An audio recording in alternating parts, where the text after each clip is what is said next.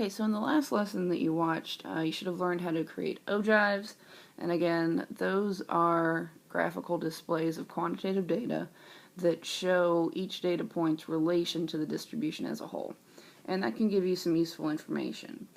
But sometimes those graphs can be a little bit misleading, especially if it's data, like we were looking at in the example that I showed you, that has a time component related to it. And that would have applied to the data I showed you because it was showing you the number of games that Wayne Gretzky played each season in his professional hockey career. So in this lesson, we're going to just quickly talk about time plots. And they are exactly what they sound like. You've probably seen them many, many times before in the past.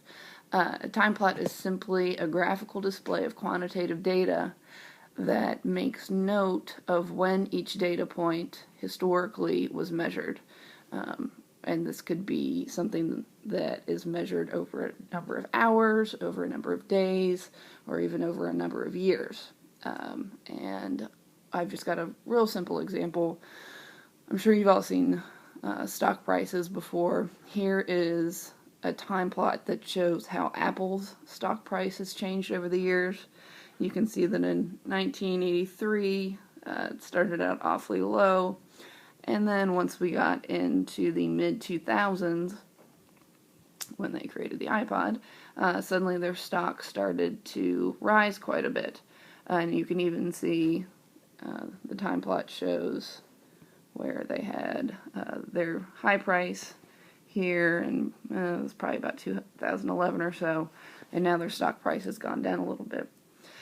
So time plots are useful, particularly in a case like this, where you're looking over a long period of time, because you can sort of see what sort of trends might pop out and become apparent.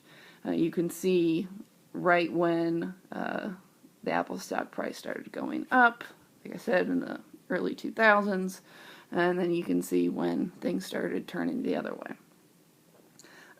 Since time plots are so easy, I'm not going to waste your time showing you how to create one. I'm sure you've actually done that in the past, whether you realized it or not. But if you have any questions, just let me know.